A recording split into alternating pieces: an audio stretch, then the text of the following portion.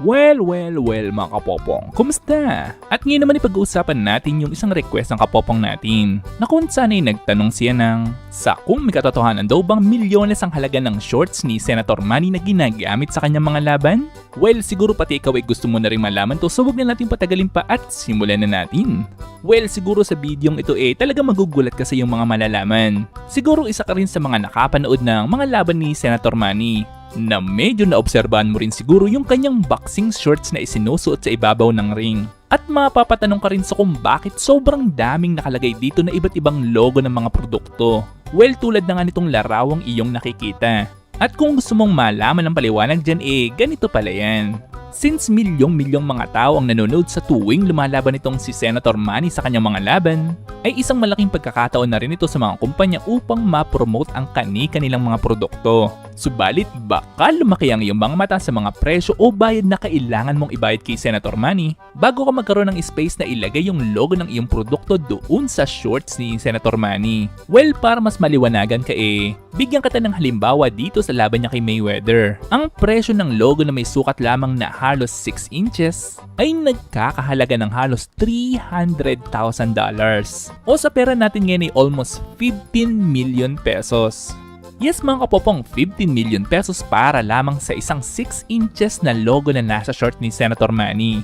Na actually ang mga presyo pa nito ay nakadepende kung saang bahagi ng shorts mo ipalalagay yung iyong logo. Dahil mas mahal talaga yung bayad kung sa harapang bahagi mo ipapalagay yung logo na gusto mong ipalagay. At ang presyo ng pinakamaliit na logo na pwede mong ipalagay sa harapang bahagi o sa front shorts ni Senator Manny ay nagkakahalaga naman ng halos $150,000. O sa pera natin ngayon ay almost 7.5 million pesos. Ang pinakamaliit naman na logo na pwede mong ilagay sa likurang bahagi ng shorts ni Senator Manny ay nagkakahalaga naman ng halos $100,000. O sa pera natin ngayon ay almost 5 million pesos. Well, hindi na ako magbabanggit ng mga pangalan ng mga produkto o kumpanya since nandito na naman ito sa mga larawan na ito. At malalaman niyo naman kung sino talaga yung may pinakamalaking logo na nandito sa harapan ng shorts ni Senator Manny. Na ang balita ay nagbayad lang naman ng halos 10 to 15 million pesos para lamang ma-advertise yung kani-kanilang mga produkto o pangalan ng kumpanya. Well, bukod kasi sa ma-advertise yung kani-kanilang mga produkto sa milyong-milyong mga taong nanonood sa laban ni Senator Manny, ay magagamit din ng mga kumpanyang nagpa-advertise sa shorts ni Senator Manny yung mga kuha ng larawan o pictures habang lumalaban ito sa ring.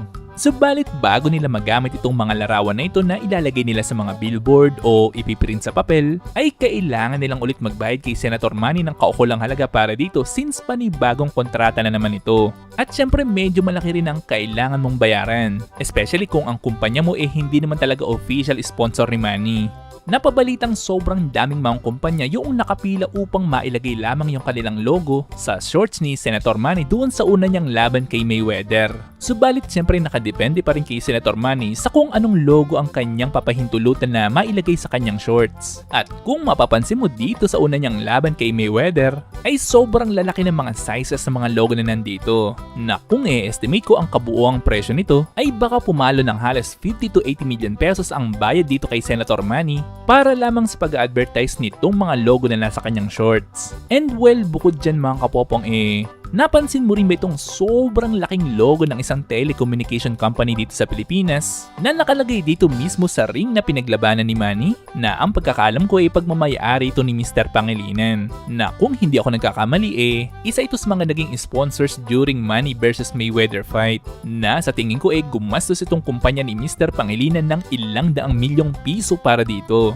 Ganun pa man kaya naman itong bawiin ng kanyang kumpanya na actually pwede pa nga siyang kumita dito dahil sa paid subscription ng laban ni Manny. Ito yung subscription na kung saan mapapanood mo yung laban ni Manny versus Mayweather ng dire-diretso na walang komersyal na lumalabas. Anyway, bumalik muna tayo dito kay Senator Manny. Well, ang talagang nakakatuwa dito kay Senator Manny hindi siya gahaman sa pera kahit sobrang laking pera ang kanyang kinikita. Na actually mapapanood mo pa nga yung mga videos online na namimigay ito ng hindi lamang basta pera, kundi sobrang laking pera para sa mga pangkaraniwang tao. And well, especially ngayong may krisis tayo sa ating bansa, ay biglang lumabas ang totoong mga ugali ng mga politiko na ang karamihan hanggang pangako lang pala noong eleksyon. Subalit ngayong may kinakaharap tayong krisis hindi mo na rin mahagilap ang ilan sa mga politikong ito na napako na rin ang kanilang mga ipinangako.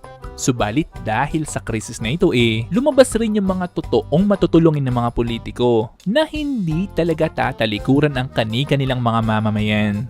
Well, ang isa na nga dito mga kapopong itong si Senator Manny na kung saan nung una pa lang niyang mabalitaan na may malaking pangangailangan yung mga health workers para sa transportation papunta sa kanilang mga trabaho ay walang pag-aalangan nag-donate agad itong si Senator Manny ng 5 bus upang matulungan yung mga health workers. And take note mga kapopong, ito'y galing sa sarili niyang bulsa. And well, hindi lang yan mga kapopong. Dahil isa rin itong si Senator Manny sa mga unang politiko na nag-donate ng milyong-milyong halaga ng mga medical equipments. At ang isa pa sa pinakamaganda at talagang kahit ako ay talagang natuwa ay yung nag-donate ang kanyang kaibigan na pinakamayamang tao sa China na si Mr. Ma na nag-donate lang naman ng halos 400 million pesos worth of testing kit para sa ating bansa. Naging malaking isang tulong talaga ang pagiging kilalang tao ni Senator Manny na upang makakilala rin siya ng mayayamang tao sa iba't ibang bansa upang tumulong sa ating bansa. Honestly mga kapopong, dahil sa mga ginagawa ngayon ni Senator Manny ay mas lalo akong humanga sa kanya. Dahil siguro kahit ikaw ay mag-agree na konti lamang ang katulad ngayon ni Senator Manny sa Senado